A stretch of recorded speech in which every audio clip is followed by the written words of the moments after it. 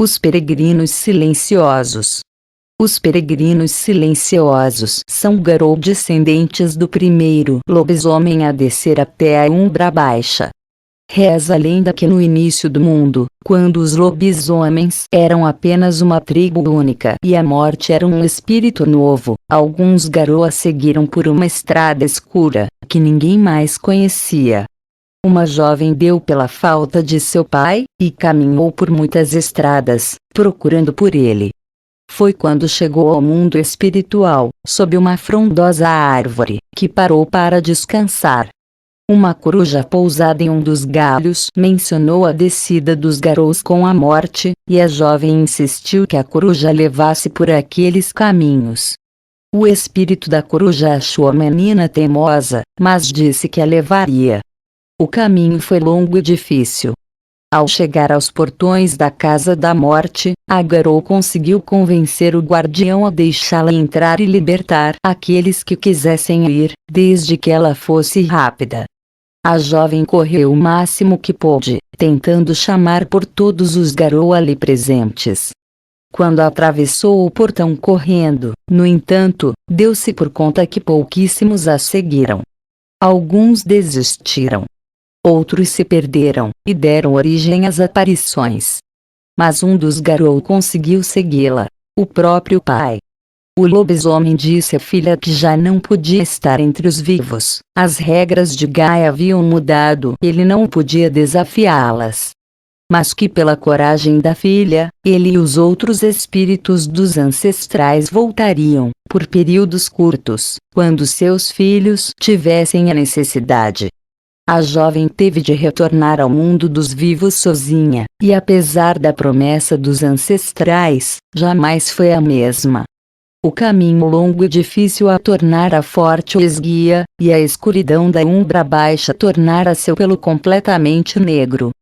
Mas a maior mudança foi quanto às suas palavras. Ela não falava do que vira além dos portões.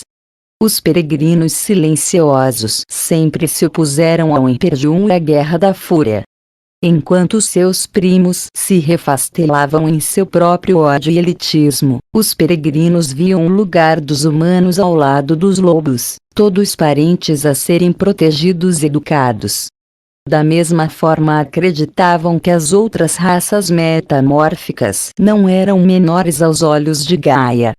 Quando a guerra acabou, os peregrinos decidiram se separar, e fixarem-se em uma região que hoje conhecemos por Egito.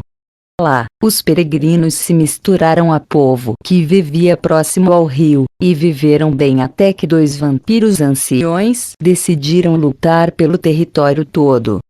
7 Osíris eram seus nomes. 7 seus seguidores viviam em meio à corrupção, enquanto Osíris, a seta, se enojava de tudo que o outro fazia.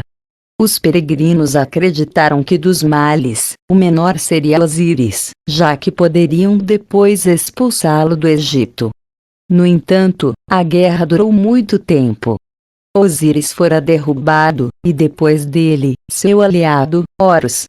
Os peregrinos, num ato impensado, decidiram atacar o vampiro, acreditando que depois da guerra ele estaria enfraquecido. Não poderia haver engano maior. Sete havia criado uma linhagem de seguidores e se tornara poderoso. E lançou uma maldição sobre os peregrinos silenciosos. Nenhum ancestral jamais poderia vir ao socorro de um peregrino, e seus nomes estariam para sempre esquecidos. Até hoje a maldição perdura, e não se sabe o fim dos espíritos dos garou dessa tribo. Exilados, os peregrinos silenciosos se espalharam pelo mundo. Muitos se juntaram aos ciganos, reconhecendo neles espíritos parecidos, sem uma terra para chamar de sua e vagando pela terra. Até hoje o número de peregrinos silenciosos nascidos entre os ciganos é maior do que qualquer outro povo, ainda que isso não seja uma regra. Seus parentes costumam ser ciganos, nômades, grupos circenses ou meramente vagabundos. Peregrinos silenciosos são criaturas únicas. sua fascinação pelo conhecimento e preservação da pureza de espírito que chamam de mate moldam o cerne da tribo. Para um peregrino, nada além do conhecimento pode ser carregado além da morte.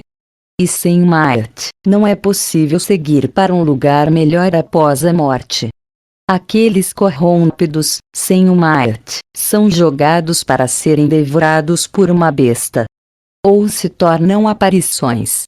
A tribo não costuma se encontrar com frequência em assembleias, e quando uma se faz necessária, é convocada com anos de antecedência, já que a única forma de encontrar outro peregrino costuma ser por acaso, em meio às estradas. Quando essas assembleias acontecem, no entanto, são eventos inesquecíveis e cheios de histórias. Esses encontros costumam ser tocados pela tristeza da ausência dos ancestrais, o que faz com que os peregrinos contem histórias e dancem, para que se alegrem e não se deixem levar pela tristeza da lembrança. Ao menos nessa ocasião, os peregrinos cultivam o hábito de comunicarem-se através de cores como um código. Esse hábito vem do tempo em que viviam no Egito. O verde significa refúgio, segurança. O vermelho, a cor dos desertos, e de Set, significa perigo. O azul, a pureza de Maat. Esses códigos permitem que os peregrinos se comuniquem mesmo em meio a outras tribos, ou deixarem recados muito claros para outros peregrinos. Campos. Buscadores. Desalojados. Precursores. Viajantes. Sociedades secretas. Devoradores dos mortos. Feitiços amargos.